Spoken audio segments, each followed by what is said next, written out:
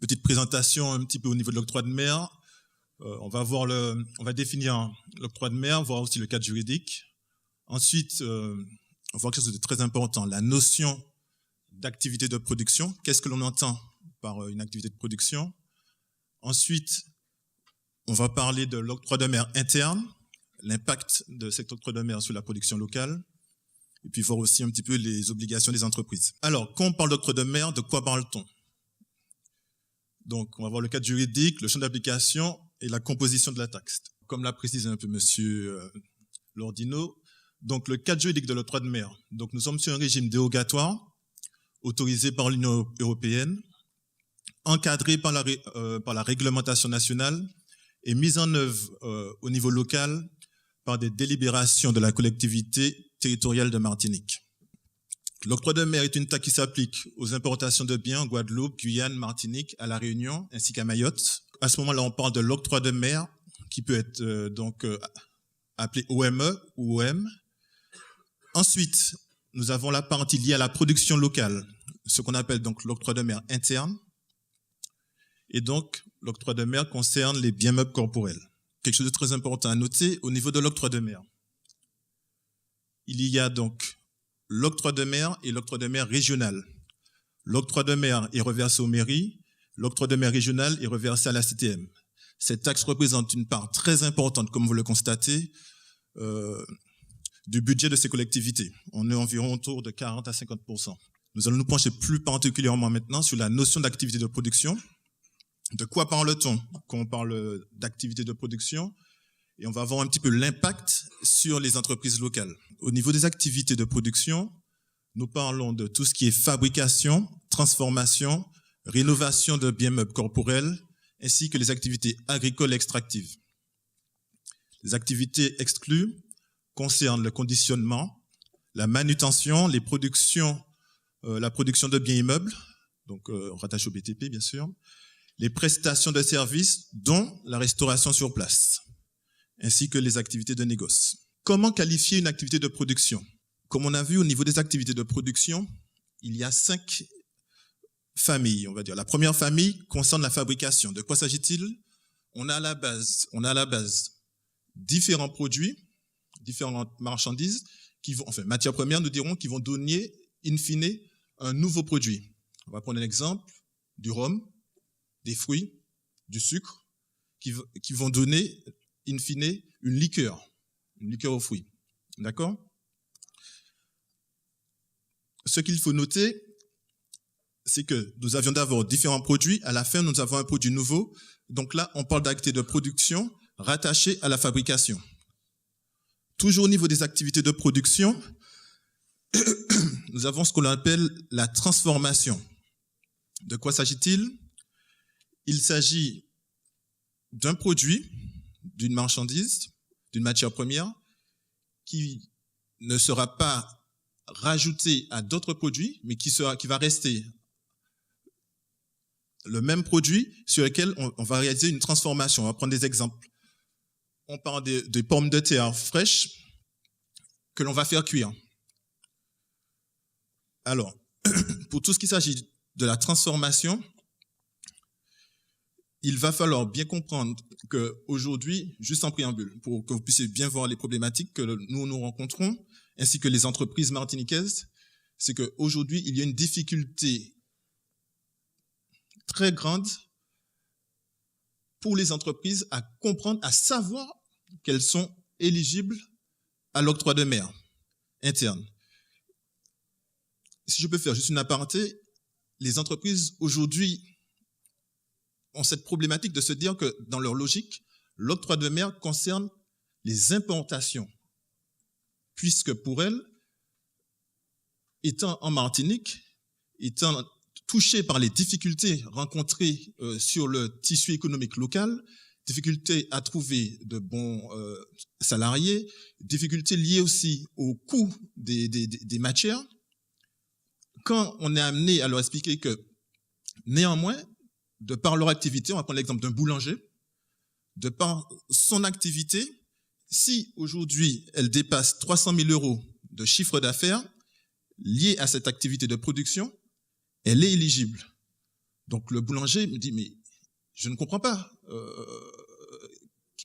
Pourquoi je me retrouve à devoir payer une taxe qui est censée devoir venir m'aider au développement, parce qu'aujourd'hui, je suis en charge de créer des emplois, de permettre, comme le disait Madame Bénin un peu plus tôt, de permettre au développement des entreprises martiniquaises, guadeloupéennes ou autres, et je me retrouve à devoir payer 8 000 euros, 10 000 euros, qui directement, depuis la baisse du seuil pour information, depuis fin 2014, le seuil d'éligibilité est passé de 550 000 euros à 300 000 euros. C'est-à-dire qu'il y a un certain nombre d'entreprises qui se retrouvent assujetties, mais qui ne sont pas forcément au courant.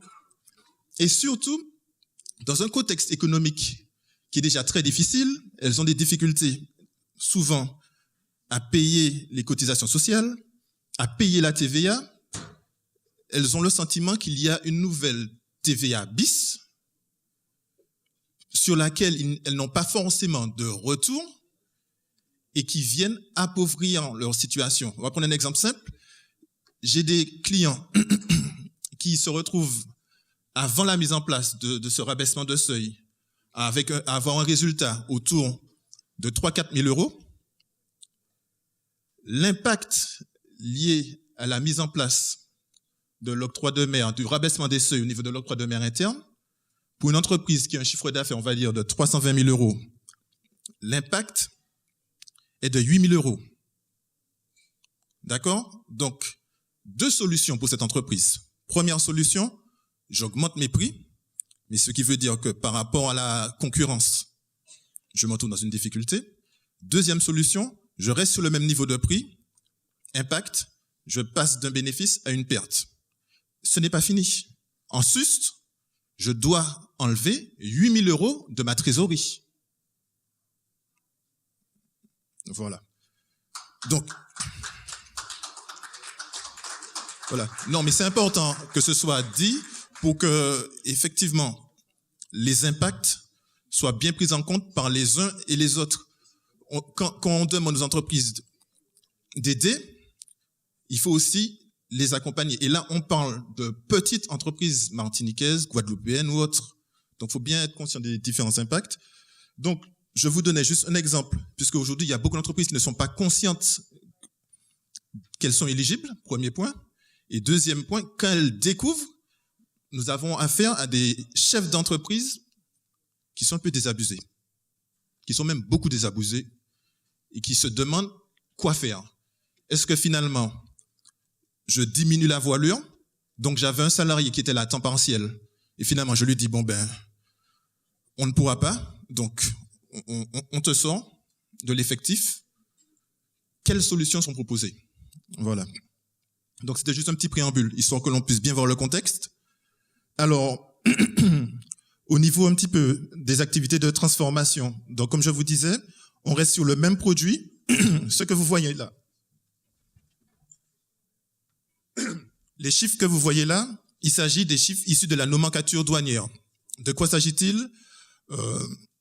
On va dire que il y a approximativement 1500 pages qui définissent. Merci.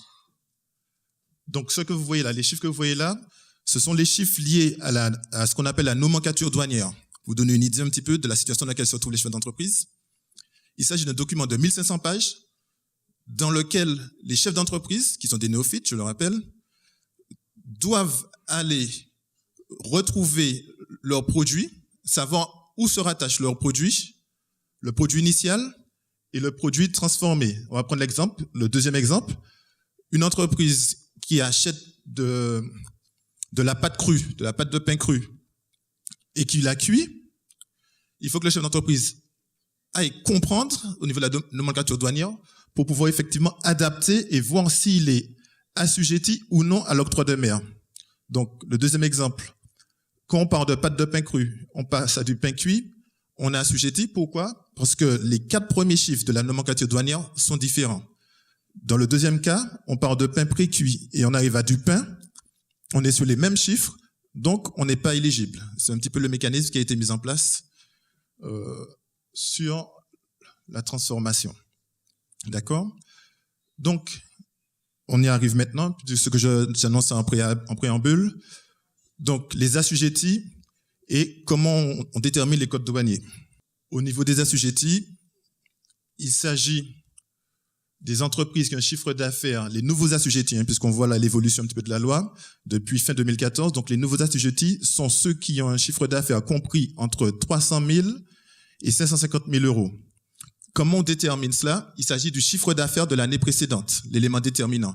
Si l'année précédente, on a un chiffre d'affaires supérieur à 300 000 euros, aujourd'hui, on est éligible. Dans le cas contraire, on n'est pas éligible. D'accord? C'est l'exemple entreprise 1, qui l'année précédente a un chiffre d'affaires de 420 000 euros. L'année suivante, elle est éligible à l'octroi de mer dès le premier euro. L'entreprise 2, qui a un chiffre d'affaires inférieur à 300 000 euros, l'année suivante n'est pas assujettie à l'octroi de mer. Alors, je vous ai pris un exemple que je vous précise un peu plus tôt. On va prendre une pizzeria qui est éligible à l'octroi de mer interne régional à 2,5%. Elle va passer, elle a un chiffre d'affaires de 320 000 euros. Que va-t-il se passer? À partir du moment où effectivement la loi est passée, elle a un impact direct de 8 000 euros sur son résultat si elle n'augmente pas ses prix. Deuxième cas de figure, si elle augmente ses prix, c'est le consommateur final, bien évidemment, qui est impacté. Alors, pour information, les codes des différents produits sont consultables sur la nomenclature combinée des tarifs de douane de l'octroi de mer. Puis, comme on en a parlé, M. Lordine, un peu plus tôt, avec la dernière mise à jour, en date du 22 décembre 2017. Pour information, on est passé d'une nomenclature qui avait 1200 pages et une nomenclature qui a 1500 pages.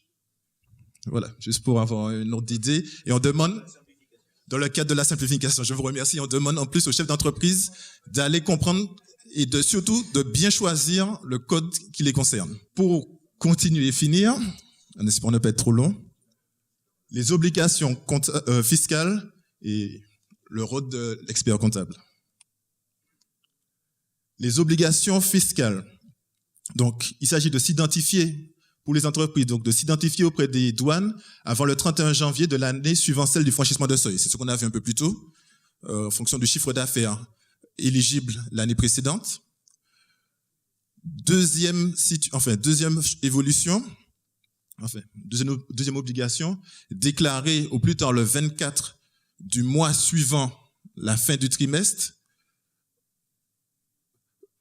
c'est donné au niveau de l'octroi de mer qui sont remises aux douanes.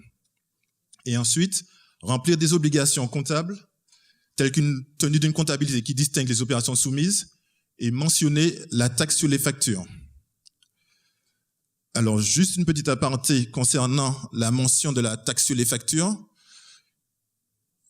Cette évolution au niveau de l'octroi de mer fait qu'il y a beaucoup plus d'entreprises qui sont touchées. La problématique, c'est que la difficulté, c'est que les fournisseurs de logiciels ne se sont pas adaptés à cette évolution. Premier point, première difficulté rencontrée. Et deuxième difficulté rencontrée, quand les chefs d'entreprise vont voir les fournisseurs de logiciels, ils leur disent que ils ne sont pas assez nombreux. C'est-à-dire que, en termes d'importance, ils ne sont pas assez nombreux et qu'ils ont des difficultés à comprendre l'octroi de mer, premier point, puisqu'il y a énormément de taux. Et deuxième point, à pouvoir les accompagner sur la mise en place, effectivement, de factures qui tiendraient compte des informations liées à ces obligations fiscales. Une autre singularité liée au crédit d'octroi de mer. À ce moment-là, on va faire un petit parallèle avec le crédit de TVA. Normalement, quand vous avez un crédit de TVA, de quoi s'agit-il? D'octroi de mer, c'est le cas où l'octroi de mer déductible est supérieur à l'octroi de mer collecté. Normalement, concernant la TVA, on peut demander un remboursement. Concernant l'octroi de mer, on ne peut pas demander de remboursement, sauf dans deux cas. Quand l'octroi de mer a grevé des biens d'investissement, c'est-à-dire que l'on a acheté un matériel qui va être utilisé dans l'entreprise pour un certain nombre d'années, là on peut demander le remboursement de l'octroi de mer, ou encore quand il va s'agir de produits qui sont exportés.